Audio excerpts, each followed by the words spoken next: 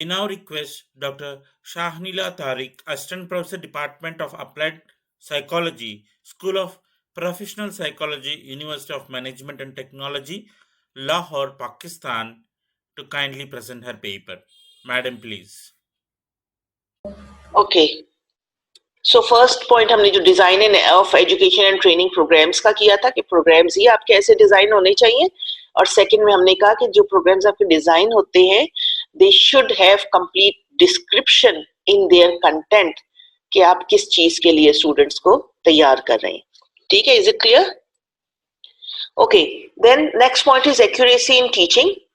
Psychologists take reasonable steps to ensure that course syllabi are accurate regarding the subject matter to be covered, basis for evaluating progress, and the nature of the course experiences also. So that should be according to accurate regarding the subject matter to be covered. ऐसा नहीं होना चाहिए कि आपने उसमें इतनी चीजें डाल दी हैं which are unrelated to your program or which will not help you in your academic career or which will not help you in professional career too. और साथ में आपका evaluation की भी progress कैसी चल रही है, कोर्स कैसा है, उसका सब कुछ each and everything should be mentioned in that program. So this standard does not preclude an instructor from modifying course content or requirements when the instructor considered is pedagogically necessary or desirable. Pedagogically जो होता है आपका method होता है जिससे आपको evaluate किया जाता है.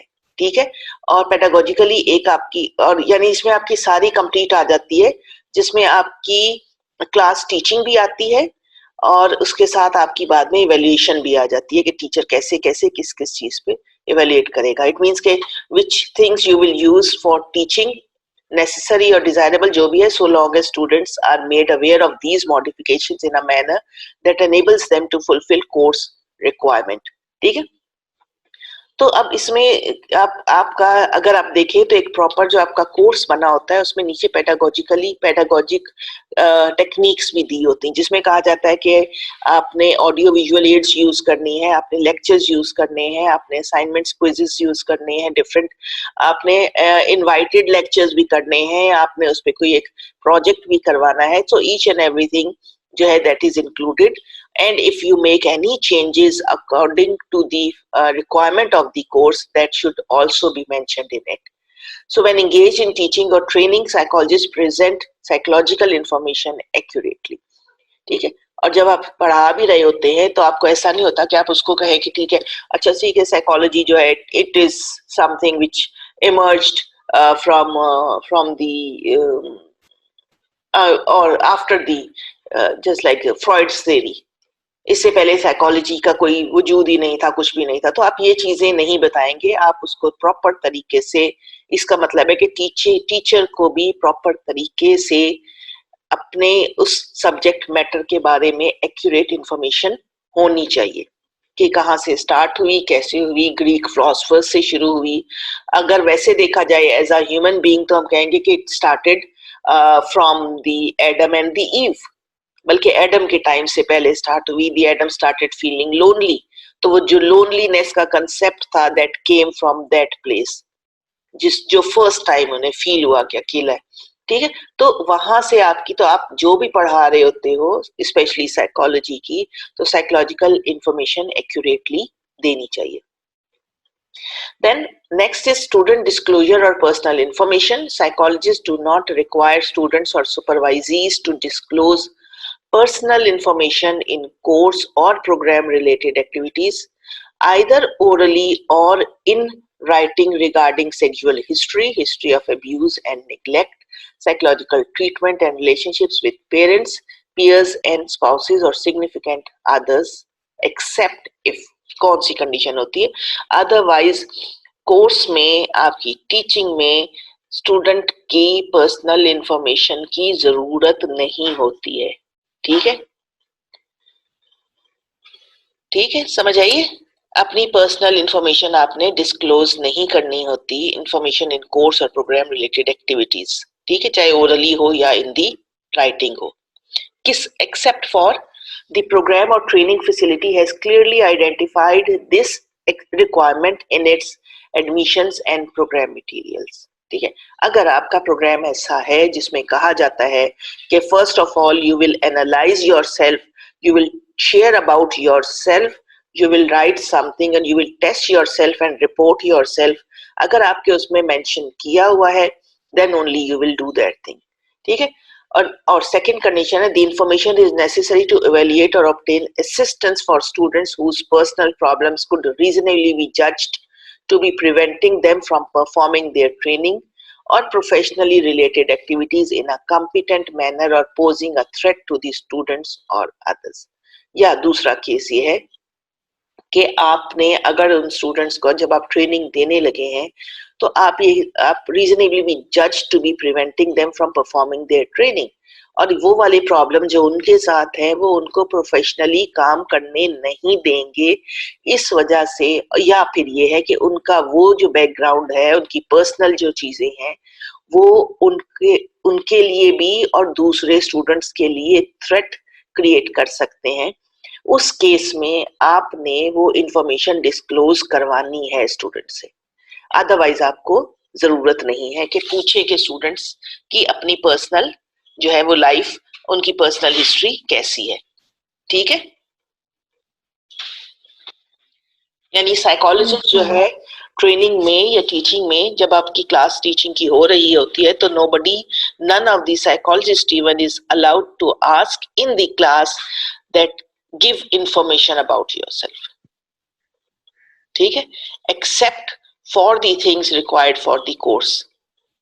और अगर आपको लगता है कि ये वाला स्टूडेंट जो है इसके पर्सनल प्रॉब्लम्स इतने ज्यादा हैं, आपने इसको जज किया जो कि प्रिवेंट करेंगे उसको अपनी ट्रेनिंग में भी और प्रोफेशनल एक्टिविटीज में भी, जैसे फॉर एग्जांपल अगर एक सेक्सुअली अब्यूज्ड बच्चा है जो आपके पास इस वक्त, यानी अब्यूज, सेक्सुअल अब्यूज, उसके साथ चाइल्डहुड सेक्सुअल अब्यूज का केस था, लेकिन अब वो ग्रो अप कर गया है और जब उससे कहा जाता है कि आपने जाके सेक्सुअली अब्यूज बच्चों के साथ काम करना है तो वो उसका अपना ट्रॉमा ट्रिगर हो जाएगा जिसकी वजह से वो प्रोफेशनली सही काम नहीं कर सकेगा, या उसकी अपनी बायसनेस जो है उस रिपोर्ट में ऐड हो जाएगी।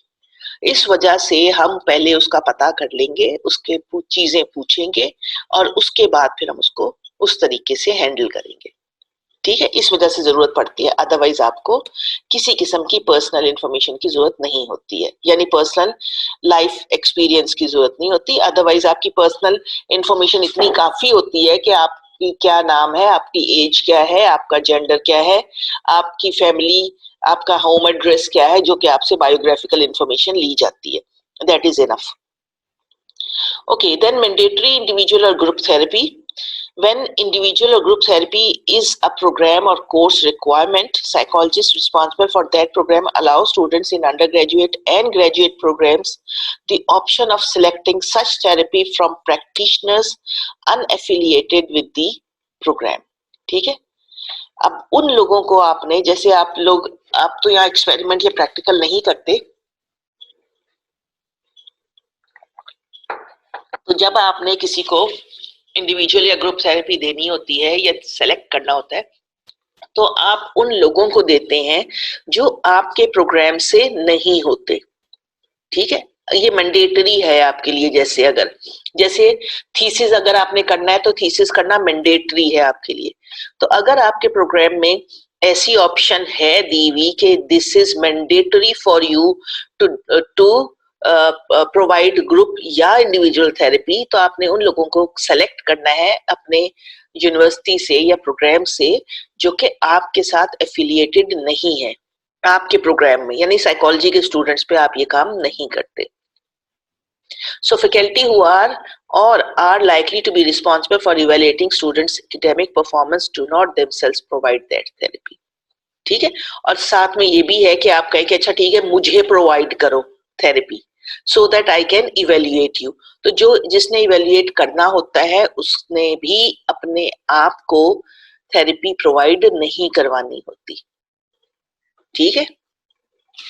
Is it clear? Individual and group therapy में आपको इन चीजों का ख्याल रखना होता है, the way in which you are providing, because that is something which the student is learning and if this और व्हाई रीजन इसके पीछे क्या है, फर्स्ट वन के पीछे कि you will not provide the therapy if it is the part of the course requirement, so you will not provide the therapy to the person who is from this domain of psychology. Why? Because the person will be aware about what you are doing with him or her. ठीक है. Secondly, faculty अगर उसने evaluation करनी है तो evaluation will be affected by that session also, that by that therapy.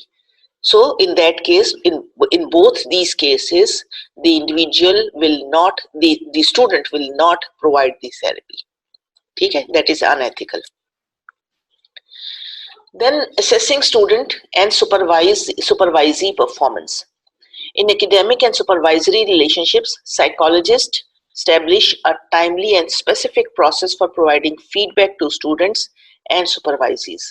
Then and there, जहां आपने देखा कि okay, the person is doing this thing, student is doing this thing, this is not required, or the student is doing very well. So जहां कहीं या ये कि उसने यहाँ पे कहीं मिस्टेक की है, so when you are teaching, so at that time you will provide the feedback then and there.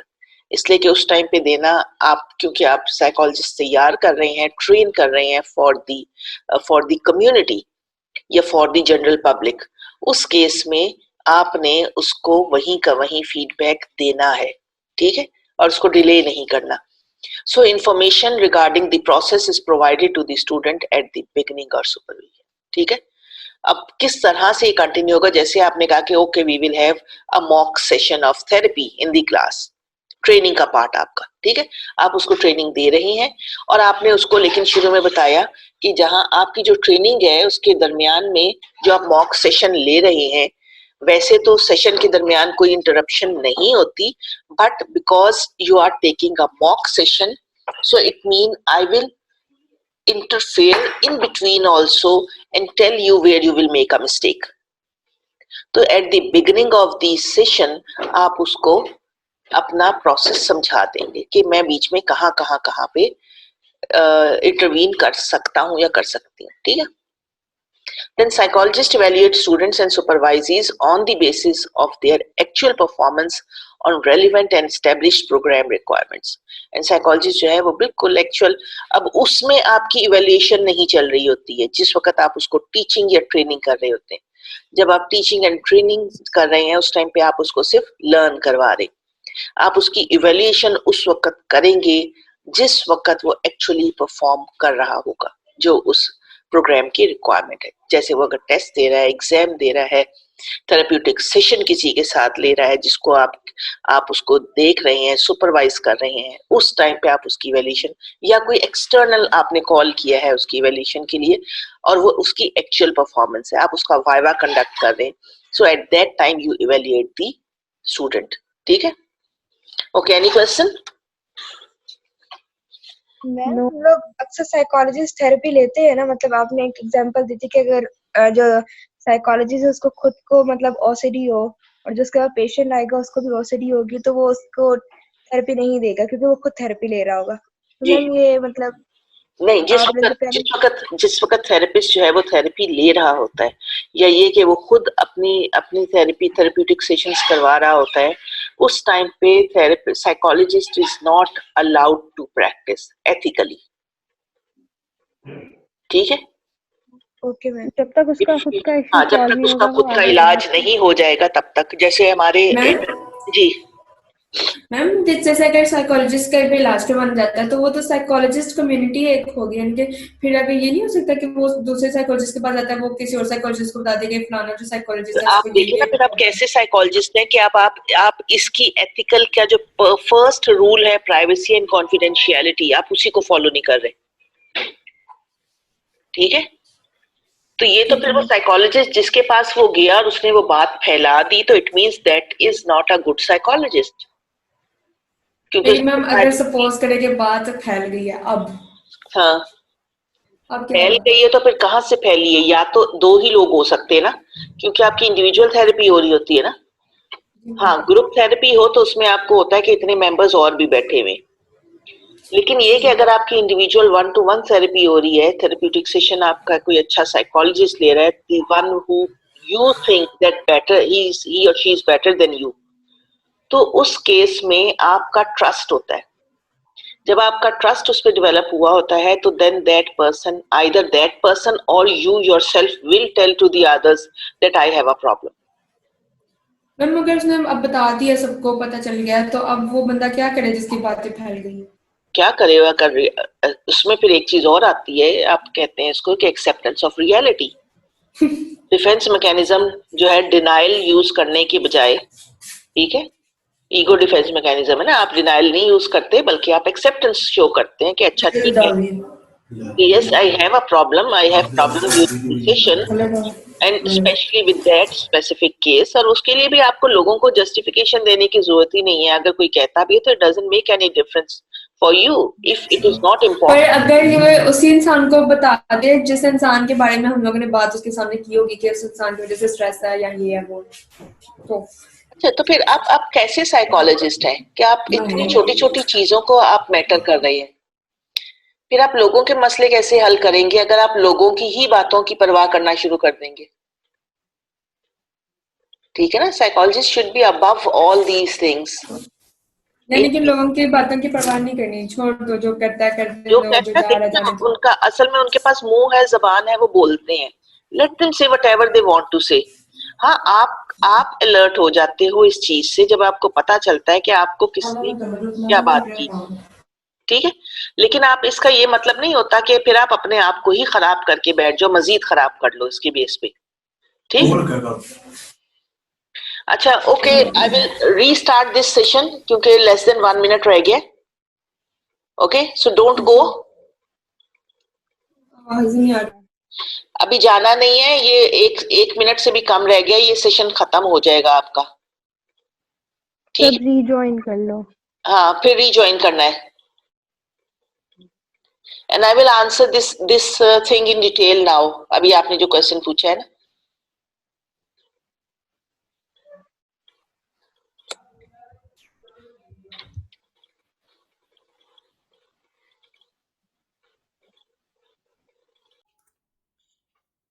We now request Dr. Anita Haudulur, Founder Director, Dakshinitya Arts Academy, Hyderabad, Telangana, to kindly present her paper.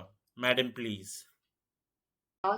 This is Dr. Anita Rao. I have completed my diploma, degree, PG, MPhil and PhD in dance only. And today's my topic is Dr. Uma Ramarao, the science of dance and superintendence. Dr. Uma Ramarao is one of the Kuchipudi guru who has succeeded in making her space in the field of Kuchipudi dance, where only men were allowed to learn and perform the Kuchipudi dance. She was the queen of Kuchipudi dance. She was the treasure of science dance. She is the guru, guide and philosopher to many generations. Her knowledge was infinite. Many dancers flourished in her superintendence. Her greatness was dwelling as a woman, a dancer, a choreographer, a researcher, a teacher, guru, as an administrator, and so on. Coming to her childhood, she was born on 4th July 1938 and named as Uma Maheshwari. Her father was Dr. Vaddadi Krishna Rao and her mother was Srimati Saubhagyamma. Here we need to mention one more person who was her uncle, Sri Vaddadi Babiraj Garu, who encouraged her during that time at the age of, when she was at the age of 5. He encouraged her to learn dance by knowing her interest in the dance. So in those periods, he faced many criticisms because he was encouraging girl child to learn dance. But in spite of all those situations, he encouraged her. Initially, he invited Sri Acharya P.V. Narasimha Rao Garu to teach her dance, and he used to came to their home and teach her dance.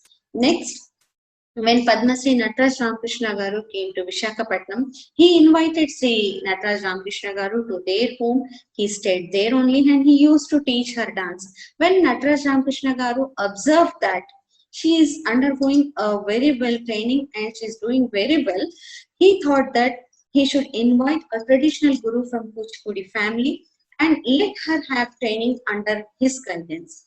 So he invited Sri Vedantam Lakshmi Narayana Shastri Garu to train her in perfect traditional Kuchipudi dance. So she undergone training of perfect Kuchipudi dance, and she appeared even for the examinations of music and dance from the year 1953 to 55. Then in 1957, as her father was doctor, he started his practice in Hyderabad. So following him, the whole family shifted to Hyderabad. Then in Hyderabad, she continued her education. She has joined the intermediate with the science group. Then she has continued her dance, and she even learned Bharatanatyam after coming to Hyderabad from Pakiriswamy Pillai Garu. So as she was learning dance, his father thought that better she would go to arts in degree so that it would be helpful to her field. Then again she has joined MA Economics. So she was continuing her dance along with her studies. In 1960, she got married with Sri Ramarao Garu. But she got actual problem there only. By then, she used to perform number of programs because she was learning very well, and along with her sister Sumati Kaushal Garu, she used to perform everywhere where major event take place. She used to get many invitations for the performance. But after getting married, she got the actual problem there. Her in-laws were not willing her to dance. They didn't like her to dance. So she has stopped performing from 1960. But her thirst for the dance was going on. She's chosen her career as a teacher, as a dance teacher. She was intended that her knowledge should not be stopped inside her only. She want to spread her knowledge. She just want to encourage girls into the field of dance, and she inspired many girls to learn dance. So from 60 to 61, she has joined music college as a lecturer, but as a Bharatanatyam lecturer, she has joined in Tyagaraja Music and Dance College at Hyderabad. But after 1961, she could not continue both the job and family responsibilities because she used to go for the music college in the mornings 7 to 9 a.m. and in the evenings 5 to 7 p.m. Those were the crucial timings for a family. So she left the job. She was looking after her family, but she was not at all satisfied. Again, in 1968, she has joined music college as a lecturer again, and she continued over there. In 1985, she has established Lasya Priya Academy, and there she trained n number of students. She has choreographed many solos and dance ballets. She used to take her children for all the major events for the performance in the state, in the nation, in international wide also. So she got fame as a guru, because especially in those days, women coming as a guru was very rare situation, and everyone were impressed by the performance of her students, and she became very famous. So in this process, in 1985, when Mr. N.T. Ramarao has become Chief Minister of Andhra Pradesh, he thought that he will establish a special university where fine arts and performing arts will have a special university. So she was joined region. One more thing I have to mention here. When in 1968, before leaving the music college job, the inauguration of Ravindra Bharati has taken place in the presence of President of India, Sri Sarvepalli Radhakrishnan Garu. So there, as a part of her job, she has to perform Chitrangada dance ballet. In that, written by Rabindranath Tagore. So she played Chitrangada role in the dance ballet in spite of objection from her family. But that was her last performance. Again, 68 she has joined. So again, come back to the point, when Mr. N.T. Ramarao has thought that he would have a special university, he invited Dr. Uma Ramarao Garu to come and hold the responsibility of establishing a dance department. So in 1987, she has been deputed to Telugu University from Music College as a lecturer. So she came to Telugu University. Initially, she had started a diploma course. Here she played a very major role of establishing a department for framing the syllabus and everything. So initially she had started diploma course, then degree course, then PG course also. So in this process, she has trained many students and she has choreographed, I think, more than 100 dance ballets she has choreographed, and her main target was girls. She encouraged, inspired, invited girls to learn dance. If we observe even today, each and every student is a jewel of Kuchipudi dance. They are spreading Kuchipudi dance everywhere in the world.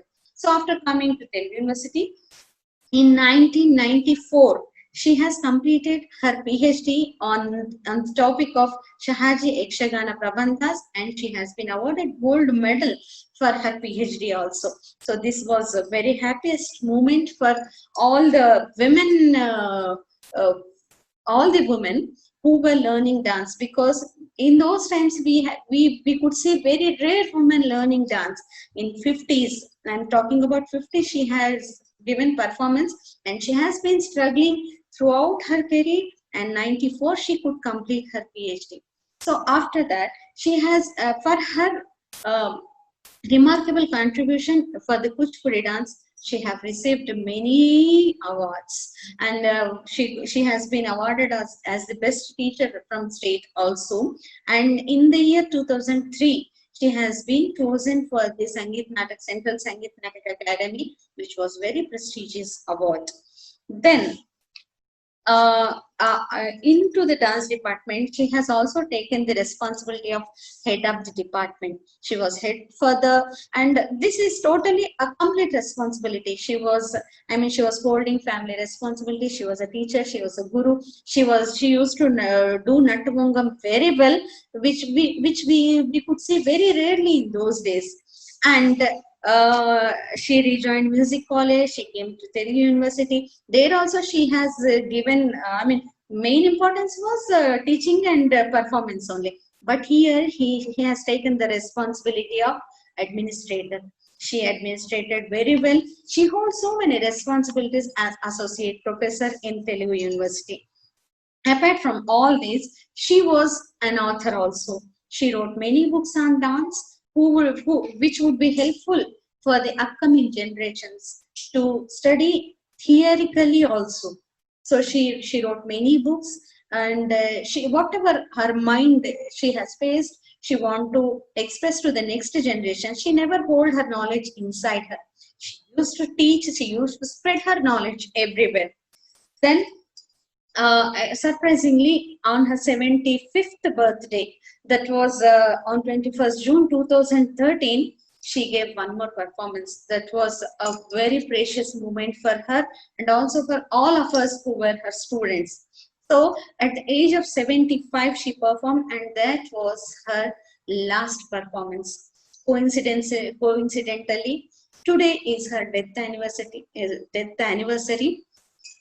She left all of us in the year 2016. So she will be always remembered in our hearts for her great contribution being a woman in the field of dance. Thank you. We now request Dr. KOTLA Hanumantharav, Associate Professor, Department of Theatre Arts, Potti Sriramulu Telugu University, Hyderabad, Telangana, India, to kindly present his paper. Sir, please. I'm Dr. KOTLA Hanumantharav, Associate Professor, Potti Sriramulu Telugu University. First of all, I am very much thankful to IMRF and Red Talks International. My research topic is A Woman in Disguise, Muna Rayalu. I go through the paper. Surabhi is one of the oldest group belonging to Andhra Pradesh, India. This is the theatre group that mainly performs Padyanatakam, that means verse drama, with a history of 140 years. They hailed from Maharashtra and settled in Sorgu village of Kadapa district, Andhra Pradesh. Surabhi was the first to introduce women playing women role on the stage, as till then both men and women roles are played by men. This open thought of Surabhi theatre introduced many exceptional talents to the world of theatre. One of the exceptional gifted talent among them is Srimati Jamuna Rayadu. The finest artist was born on 22nd January 1960 in Tenali, Guntur district, Banaras Kondalrao and Vasundhara Devi. She played the character of Lord Krishna's childhood when she was 21 days old. By the age of 8, she performed Harikathas and Burakathas brilliantly. She married her uncle Sri Aveti Krishnadevarayalu. She did her first performance as Lord Sri Krishna in the play Chintamani. She shared the stage with legends like Pispati Narasimhamurthy, Shanmukha Anjaneya Shastri, Vemuri Ramaya, and many more at very young age. This versatile actress performed male and female characters with grace. She portrayed the characters of strong women like Balanagamma, Gunasundari, Jhansi, Draupadi, etc. In 2012, she performed 60 performances in collaboration with Tirumala Tirupati Devasthanam. The play is Srimati Raigonda Vengamamba. She shared the television screen with well-known film director Vishwanath Garu in the serial Suryaputrudu, and she acted in many serials and television reality shows also. Awards and special recognition. She was awarded ID Lakshmaya Award for Best Actress, award from Putsiraramlu Telugu University. She performed Satyabhama role in Sri Krishna Rayabharam in the presence of late Satya Sai Baba at Purvarti. She was awarded Navaratna Mala, which is very precious. She received first Akkineni Nageshwar Rao gold medal from Nageshwar Rao. She was inspired from Kuchipudi dance, Ardhanarishwaram performance, where the dancer dances both male and female as Parvati and Shiva. She was greatly inspired, and she, for the first time, performed a mono action in which she was dressed as both Lord Sri Krishna and Satyabhama. She introduced this type of act for the first time in verse drama and was awarded with Golden Bangle and Silver Flute. She was given the title of Padyagana Sampragni, meaning Queen of Verse Drama. She was indeed a queen with full of self-respect, independence, and love for others. One incident of this is during Nandi competitions. In spite of her remarkable performances, the Best Actress award was given to some senior due to some pressure at the time. Gummadi Venkateshwar Rao, late Gummadi Venkateshwar Rao garu, veteran film actor. He was the jury member. He impressed by her acting and decided on giving the prize money to her personally, as the award cannot be shared. He rejected the cash prize. She always thought award was more important than the money. She rejected the award, saying that she will not accept the money when the award is not under her name.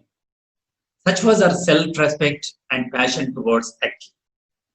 In my research about getting to know Jamuna Rayal Garu, I interviewed 3 of her close associates. One is co-actor, is a famous Padyanatakam artist, a former Andhra Pradesh Sangeeta Nataka Academy chairman, Gummadi Gopalakrishna Garu. In his words, they performed many plays together for nearly 10 years. She gave her best, even if it was a contract play, or amateur play, or Surabhi play. She was the rarest Surabhi person who was into teaching. She did many acting workshops for many children. She had modern thoughts, and she performed in many experimental verse dramas done by many non-Surabhi members. I interviewed the writer, director, Mr. Deepika Prasad. He said that they were associated for more than 30 years. He said she had physique which made the character come alive when she performed. She did not have in singing knowledge, but always caught the director's approach to the scene. She could sing in 3 stages. Mandara, Madhya, and Tara. The three stages sequencing. At that time, only Ghantashala Garu could see. She never was particular about the remuneration. If the character and scope of acting was more, instead of being professional, she encouraged newcomers. And the third one, I was interviewed, that is Venugopalachari, is an harmonist. In verse drama, there were always high pitched tones. He used soft bani. She could sing at the pitch of six and off. She modulated her voice according to the character. She changed her energy and voice according to her male and female characters. Jamuna Rayal Garu ruled the contemporary theatre of mythological plays. Was a kind and a good human being. A strong woman stands up for herself, but a stronger woman stands up for others too. She was the best example for it. She helped the needy with their daily needs during the global pandemic. In this course, she was affected with virus. Her condition worsened and passed away on 22nd of August this year. A woman is full of a circle within her is the power to create, nurture, and transform. She created her mark in the field of verse drama, nurtured her talents, and transformed into a brilliant actress who will always be remembered. May her soul rest in peace. Thank you very much.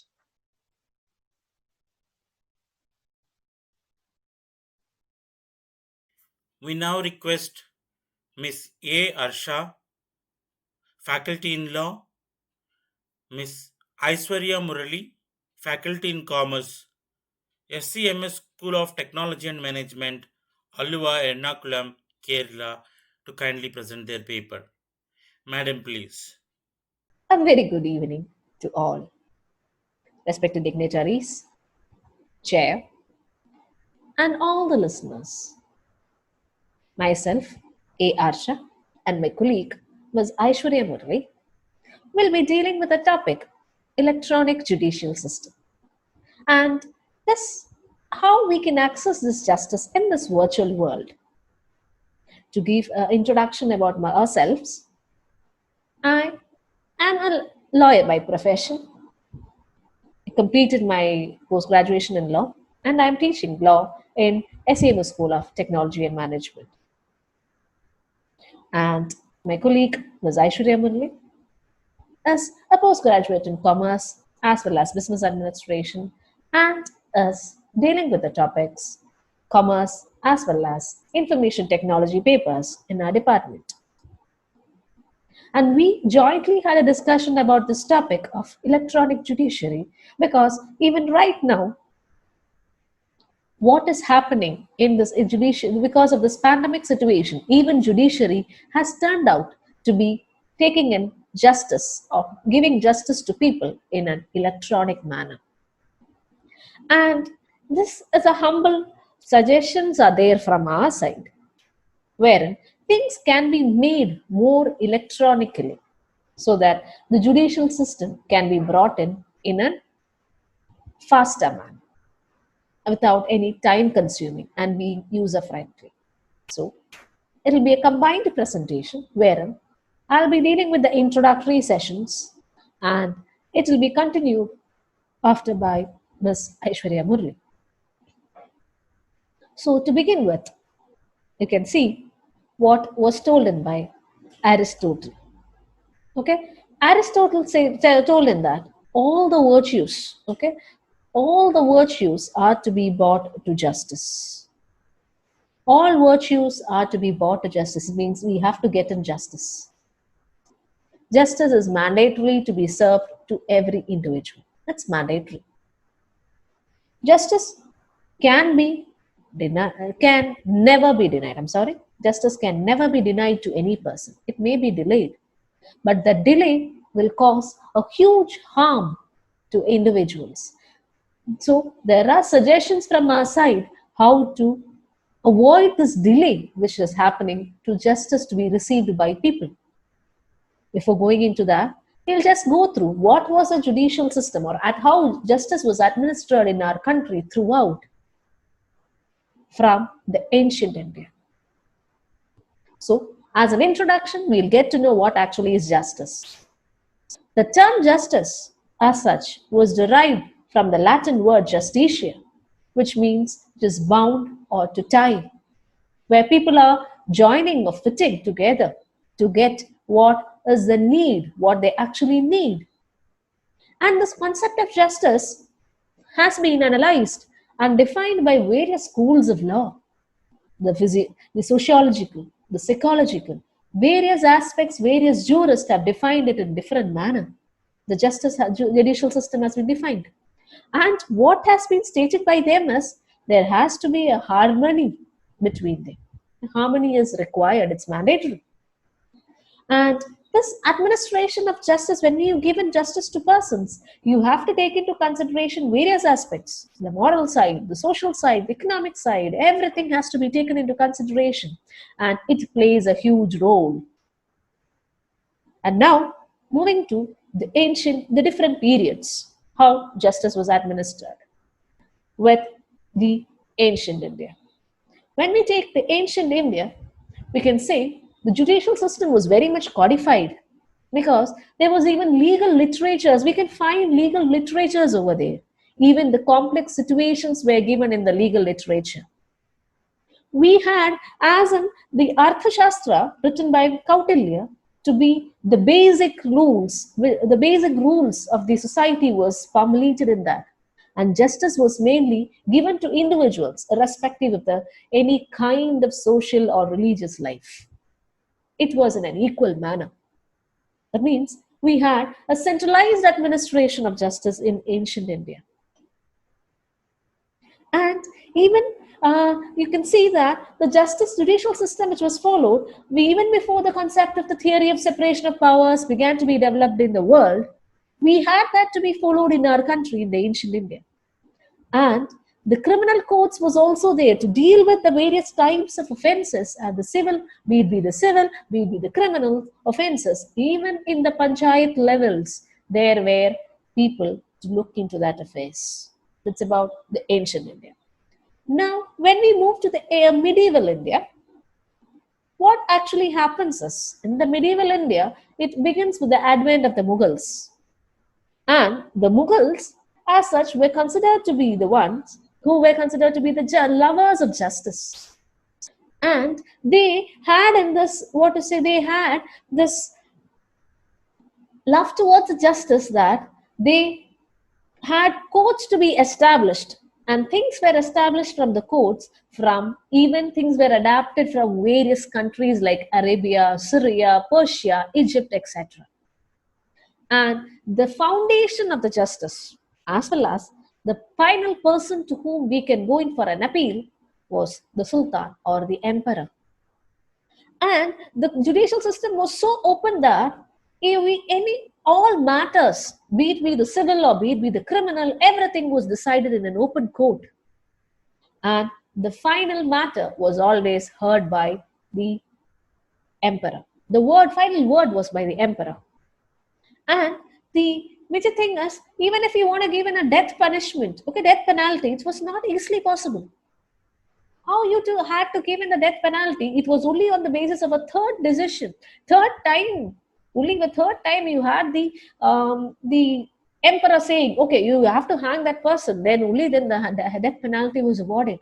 That's how the capital punishment was also given. So everything had in a writing how things are to be codified. So we know that every twice a week, the judicial system, courts was met and decisions was taken mostly in Friday. So there was no delay even there. And there was no distinction too. I don't say that right now we have a distinction, but still in the medieval India, there was no distinction between the secular and the common law.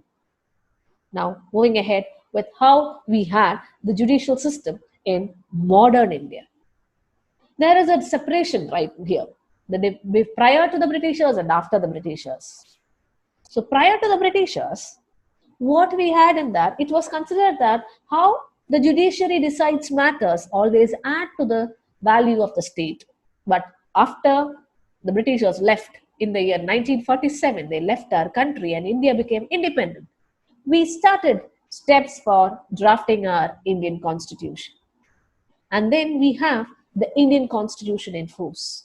And this Indian constitution was drafted under the leadership of Dr. B.R. Ambedkar, and it followed the principle or the theory of separation of powers, which told it there has to be separation between the three organizations: the legislature, executive, and the judiciary. So the judiciary has an independent, free, and independent role. Nobody interferes into the affairs of the justice or the judiciary. Now we know that there is a hierarchy for dealing with matters. For every aspect, there has to be a hierarchy. There is a chronology how things are to be dealt with. So how is justice being administered in our country? Okay, so there is a uniform system where we have to approach. Things are being decided in that manner. So the hierarchy, okay, the hierarchy is in this manner. We have the Supreme Court, okay, which is the apex court. And then we have the high courts at the state level, then the various district courts and the specialized tribunals as well as the lower courts. So this actually is a hierarchy. So this hierarchy, a common man may find it to be very complex. They may not know. But what has to be ensured is like right now in all the Supreme Courts as well as High Courts, we have a justice system which is being prevailed. They have going for the electronic way of settling out or administering the justice right now in the COVID pandemic situation. Matters are being heard online. Right now we are meeting and we are having this webinar through Zoom as a platform. Even courts, even here in Kerala, the Kerala High Court decides matters which need to be settled out through Zoom. So, isn't it mandatory or isn't it good that we adapt to the electronic judiciary so that things can be made easy for all the stakeholders, everyone who is related to the court? So, we have found in that, we have started to have it, or we have tried to bring in some suggestions for developing an electronic judiciary. So that's mandatorily needed. It is needed. So from this on, we'll try to have in the suggestions. So from now on, the suggestions as to what is electronic judiciary and the continuation of it will be dealt by Ms. Aishwarya Murthy. Good evening, everyone. So today, we are going to discuss about what is a e-judiciary. So we know the words which have a prefix E is something related to ICT. So in the case of a judiciary system also, since it has a prefix E, that is also related to ICT. So now, when we hear about the term ICT, we know that it has three words in that: information, communication, and technology. So first, let's see how all these three words are related with each other. So first, let's see what is information. So we know what is information. Information is something meaningful that can be interpreted by any person. So what is communication? Communication is exchange of ideas. And now we have one more word called technology. So let's see how all these three are integrated. Without the help of technology, if you are communicating the information to somebody, that is called information and communication technology. So we have different types of ICT tools that are being used, and that enables efficiency in work to some extent. So now, coming back to our topic, that is e-judiciary. How ICT is related to our judiciary system. So we know that in almost every aspect of human life, internet, information and communication technology, everything has a great impact. We know the government have now moved on to an e-governance system wherein all the activities which are conducted by the government has moved on to an ICT-based system. So we know like in the previous time, if we had to file an application, we had to write it, we have to go to the which is a section which is in charge of that, we have to wait for a long time. But now the situation is not like that. Whatever things you want to apply for, whatever queries you have, whatever things you want to convey with different authorities, everything can be done by a click of a button. So, in the case of a judiciary system also, we suggest that if ICT tools are introduced into the judiciary system, that will help the judiciary system also to become more efficient. So, let's see what is a e-judicial. So, when the information and communication technology, when that is introduced into an e-judiciary system, that is called e-judiciary. So, how can we include an information and communication technology into a judiciary system? So, let's see how we can include that. So, next we are moving on to a concept called e-courts. So, all of us know what a court is, but now we are moving on to a concept called e-court. So, as I told you earlier, since this also has a prefix e, that also must be something related to ICT. So, here it said that the courts can take the assistance of information and communication technology tools that will help them to conduct their court proceedings more easily and more efficiently. So it said that if there is a proper system which is an ICT based, like in the case of a software, or a central data repository which is used to manage all the data related to courts, that will help them to manage the data more efficiently, or it will help them to carry out their functions more efficiently and more easily. So in that way, we can reduce the number of cases which are getting mounted. See, uh, we don't have to waste time in getting all the paper printouts. We don't have to wait for some other people to write down the points that you have to say. So in that way, you will be able to reduce the paperwork. All and each and everything that you have to convey, that can be substantiated with the help of audio visual tools. So that in turn makes the court proceedings easy as well as efficient. So that way, you will be able to reduce the number of mounting cases. And we know that the current system, now due to the pandemic, we have moved on to an e-court system, but not fully. We know that the court proceedings are time consuming and cumbersome. We know that in movies and all, we have seen that some people, they give some litigation and they have to wait for years to get justice. So what happens is that kind of a system will make people so fed up. They will feel so frustrated and they will lose their they will feel like nothing is going to happen with such kind of a system. So under an ICT based e-court system, everything happens so fast, everything can be managed so efficiently that gives a time period within which it can be solved, a less time period within which all the things can be solved.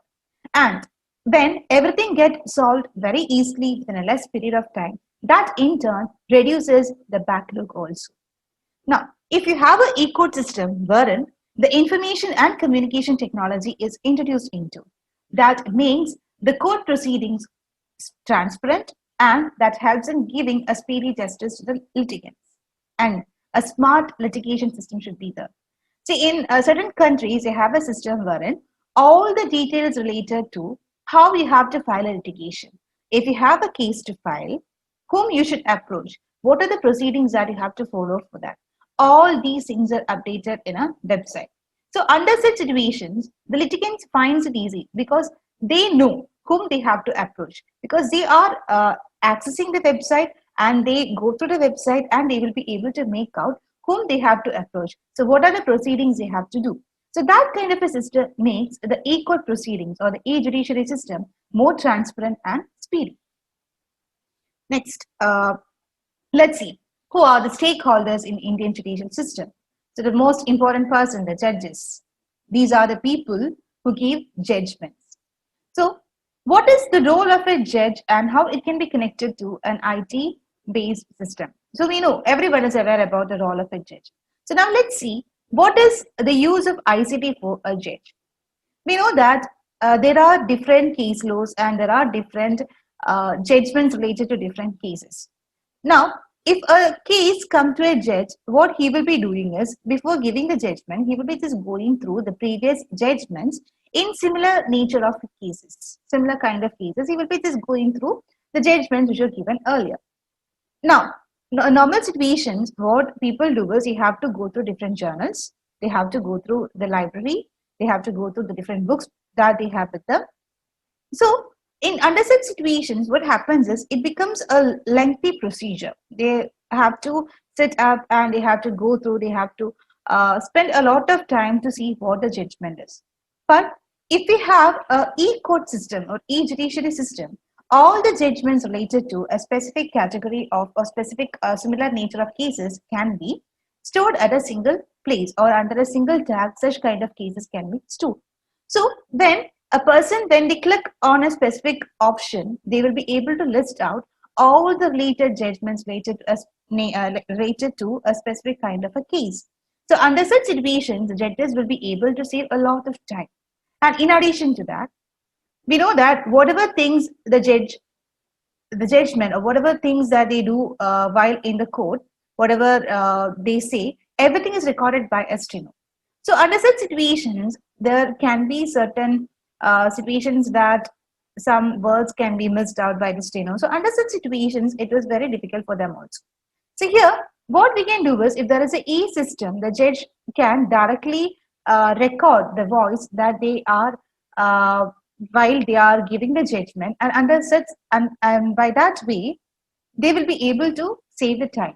And as far as a legal professional is concerned, what is the role of ICT? See, the legal professionals also, see, when we hear a legal professional, what comes into our mind is a person wearing a black coat who carry lots and lots of files with them. If there is an ICT based system, the legal professional does not have to carry lots of files with them, because they just have to carry a laptop or maybe a pen drive wherein all the required resources for their work is stored in. And the legal professional, then they have some points to substantiate. They will be able to use audio and visual tools with the help of presentations and all. They will be able to substantiate their point more efficiently. And the next, in the case of the court staff, the court staff also, they do lots of clerical work. So if they have an ICT system or a computer or any database system with them, they will be able to enter all the details related to that. And if they have some court fee associated with any transaction or any litigation, they will be able to access that with the help of a computerized system. They don't have to do it manually. And as far as the litigant is concerned, see, suppose if there is a system wherein all the details related to a litigation is entered into a database or a website, the litigants will be able to understand, or they will be able to make out what is happening with their case that they have filed. What is the status of their case? If their case was like taken for discussion on a certain date, on such date, if they were not able to go physically to a court, what happened actually in the court? What is the judge's decision regarding that case? All these things can be updated into a website wherein the litigants can view that from their system. And in the case of an investigation officer, see, under such certain situations, investigation officers will find it difficult to bring the accused to a court of law. So under such situations, if there is a video conferencing facility, what happens is it makes it easy for them to have the interaction, like the interaction with the judge or the legal professional with the accused can happen through a video conferencing. And under certain situations, we know that certain cases requires in-camera proceedings. And there are certain litigations which is having a confidential nature, because we need to protect the confidentiality of the case, or maybe we need to protect the interest of the victim. So under situations like that, we can go for a video conferencing system wherein the confidential nature of the cases can be protected. And as far as the general public is concerned, if there is an ICT based system which helps a speedy procedure, the processing and all, if it happens very speedy, the general public also will have a confidence in the judiciary system. They will have a feeling that, see, everything gets sorted very easily. Everything is ICT based, everything is web based. Whatever happens is very easily visible to us. So in that way, the confidence that they have in the legal system can also be increased. And the next one, what is the future of Indian judicial system if we have an e-court system? we can say that paperless codes can be implemented. So what do you mean by paperless code? A paperless code is wherein all the details related to litigations, all the details are digitalized. And the next one, audio visual presentation facility. So we know every aspect of human life now ICT is being used. So under the judiciary system also, if an advocate or if a legal professional has something to present, that can be presented with the help of an audio visual presentation facility. So that way he will be able to do his work more efficiently. And the next one, as like video conferencing facility, as I told earlier, we have situations wherein the confidentiality of the cases have to be protected, or under certain situations, the person might feel difficulty in appearing before the court of law physically. So under such situations, we can go for a video conferencing facility. Next, we have a e-advocacy. So under e-advocacy also, what we can do is, where there is in-camera procedures required, we can go for e-advocacy, e-filing of the cases, which helps the filing of the cases through websites and all. And the next one is stamping. So we know the use of stamp papers or stamping, what it is. So under such situations, that can be done through a computer system wherein it can be saved in a tamper-proof format. And next, we can have a facilitation center also. With the help of the facilitation center, what we do is we will have a certain kiosk installed in certain locations inside the court, wherein people will get the status on what is happening inside a courtroom. Is the next case which is going to be discussed, is it their case? And as far as an advocate is concerned, this facilitation center or the kiosk facility will help them make out, is it their case that is going to be called next. So all these things can be done with the help of a facilitation center. And next, what are the benefits of e-court? See, if you have an e-court or e-judiciary system, it gives an efficient court management. The documents, whatever documents we have to maintain, that can be digitally maintained. Speedy disposal of cases. Justice is served. We can say that timely judgments can be given and the case can be closed very easily. And internet aids are available for citations and research. And if any judgments are made or if their cases are closed related to such details, it can be mailed to the concerned parties. And congenial and comfortable atmosphere increases efficiency of the work. So we suggest that the e-judiciary system will increase the efficiency of the courts as well as the judiciary system. And that in turn helps to solve many issues associated with the judiciary system as we see it now. Now, almost all of us are aware that due to the pandemic situations, almost all the courts are doing their activities through ICT-based systems only. But what we suggest is that this can be continued. That in turn will increase the efficiency of the court. So that's all. Thank you.